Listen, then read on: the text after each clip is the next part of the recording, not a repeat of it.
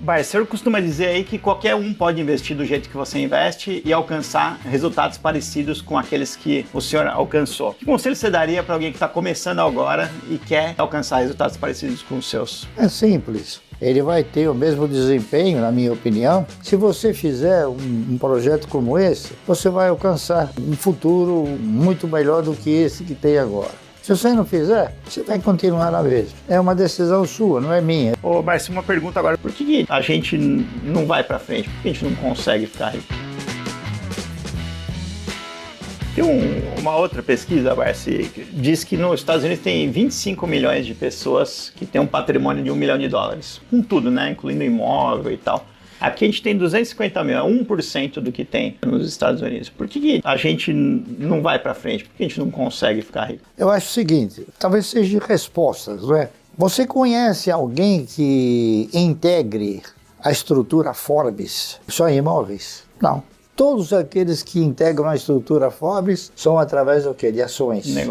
De negócio e ações, entendeu? Então, eu acho que nos Estados Unidos, o universo de pessoas que têm ações é substancialmente superior ao do Brasil, né? E outra coisa, o americano, ele tem a cultura do investimento que mostra a ele que ele tem que investir na geração de riqueza. E é o que ele faz. E é o que nós não fazemos, tá certo? Então, as nossas diferenças estão aí, pura e simplesmente aí, tranquilamente.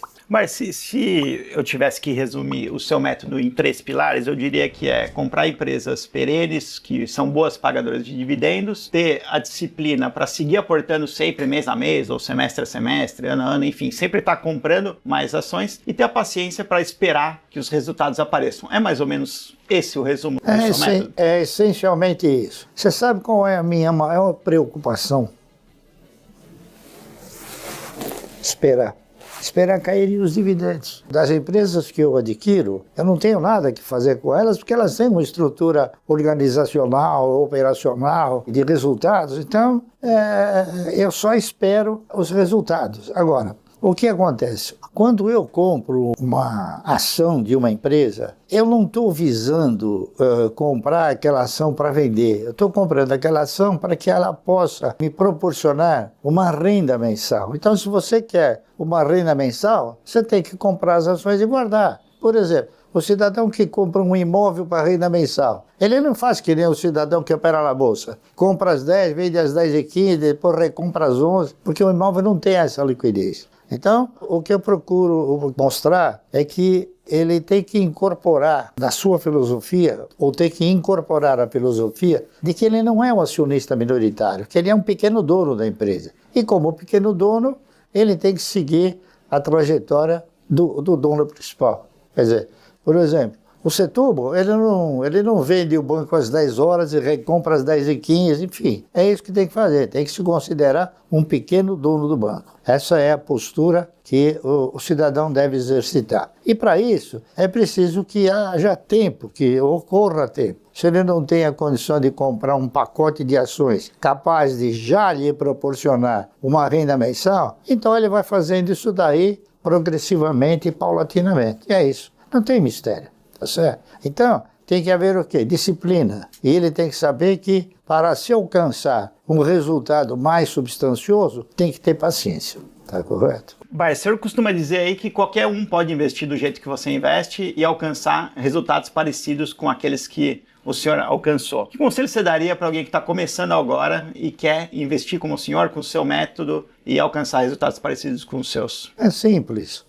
Basta dar início a um projeto como eu tenho, né? Que é o fato de você comprar um pouco por mês. Não precisa necessariamente comprar 1000 ações por mês, mas pelo menos comprar alguma coisa por mês dentro das suas possibilidades financeiras. E se o cidadão não puder comprar 1000 ações, ele pode comprar 100 ações, ele vai ter o mesmo desempenho, na minha opinião, só que talvez ele vá demorar um pouco mais para alcançar um patrimônio um pouco mais robustecido. Agora, não é o fato dele começar com 100 ações, que serão sempre 100 ações. O produto, o resultado dessas 100 ações, eles irão se multiplicando aquilo que ele vai também comprando, que ele vai desembolsando, que ele vai aportando, e cada vez mais ele vai ter uma compra sempre maior e não vai ficar sempre aquelas 100 ações. Agora, o importante é começar, tem que começar. As pessoas perguntam, mas ficam inibidas de começar, de dar início a um projeto como esse. Ainda ontem, eu estava conversando com o senhor.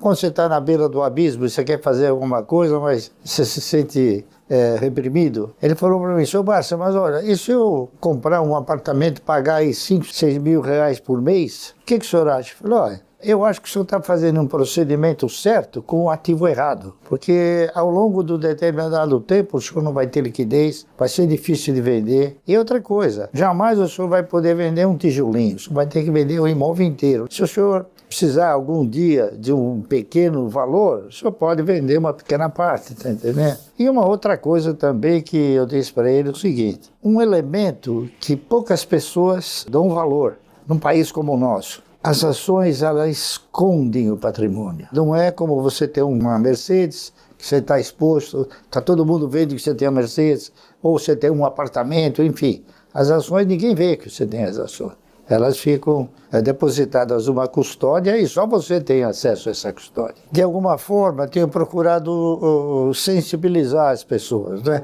E eu sempre digo para eles o seguinte: olha, eu não quero te seduzir e nem te conduzir. Se você fizer um projeto como esse, você vai alcançar um futuro muito melhor do que esse que tem agora. Se você não fizer, você vai continuar na mesma. É uma decisão sua, não é minha. Eu posso te orientar, te dar alguma orientação, não é isso? Mas a decisão é sempre do indivíduo. Perfeito. Mas quanto do seu patrimônio o senhor acha que veio do trabalho no pregão, no mercado financeiro, e quanto que veio dos seus investimentos? Você tem isso? Você já parou para pensar nisso? O meu patrimônio maior veio das empresas. Porque elas me pagam o dividendo e eu compro mais. Elas me pagam o dividendo e eu compro mais. Então não sai do meu bolso, tá certo?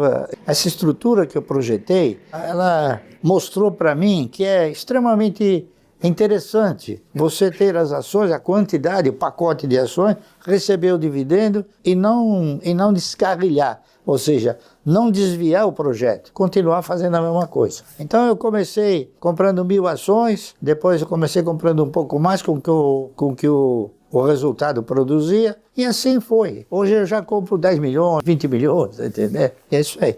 Então é progressivo isso. Mas eu sempre digo, você tem que começar. Se você não começar, nunca você vai chegar a lugar nenhum. O Barça costuma dizer que é melhor ser um pequeno sócio de grandes empresas do que dono de um pequeno negócio. Bom, isso não sou eu que falo, é o mercado que diz, tá certo? Isso aí já é um fator consagrado, porque você pega, por exemplo, quantas empresas que ostentam projetos enormes quebraram e quantos pequenininhos quebraram, né? Agora, por exemplo, a pandemia não é que quebraram, é que desapareceu. Donos de um pequeno negócio desapareceram, porque houve um problema sério, problema de saúde, que nós não conhecíamos a gestação do problema. Então, isso aí deu assim margem a que a gente possa interpretar e consolidar essa filosofia de que, ao invés de você ser dono de um pequeno negócio, é melhor você ser parceiro de um grande negócio. Ô Barça, o Lula falou isso aqui recentemente, cara, ainda falando aí sobre Brasília. Esse país precisa parar de ter gente vivendo de dividendos e ter gente vivendo de trabalho, de geração de emprego, de geração de renda, porque é isso que faz a economia girar. Você não acha que o problema do Brasil é ter gente vivendo de dividendos? Não. O mundo inteiro tem pessoas que vivem de dividendos. É que o Lula, acho que ele não sabe, mas ele não sabe que o mundo começou não se criando empregos. O mundo se criou, as pessoas olhando para o futuro, procurando desenvolver novas filosofias, novas tecnologias, criando empresas e as empresas criando emprego. O Lula acha que essa situação é invertida. Tem que haver emprego sem haver empresa. Quer dizer, é um pouco difícil, tá certo? Perfeito, Barça. Ô, Barça, uma pergunta agora. Tem um retorno em dividendos mínimo que o senhor exige para comprar uma ação? Não tem um mínimo. O que eu dou muito valor é a regularidade, tá entendendo? Porque o mercado já me ensinou que dividendo você ganha por quantidade possuída. Não vou cansar de falar isso. Então eu tenho ações que pagam dividendos pífios. Por exemplo, a Klabin paga 0,06. Está entendendo? Só que eu tenho 100 milhões de ações. Então é o que eu procuro falar, olha, se você tiver uma ação, você vai ganhar uma vez o dividendo. Se você tiver 100 ações, você ganha 100 vezes. Se você tiver 1 milhão de ações, ganha 1 milhão de vezes. Então, o grande pulo do gato, diríamos, é exatamente esse. É você ter uma quantidade grande de ações, mesmo a empresa pagando um dividendo pequeno, você acaba recebendo um montante de recursos expressivo.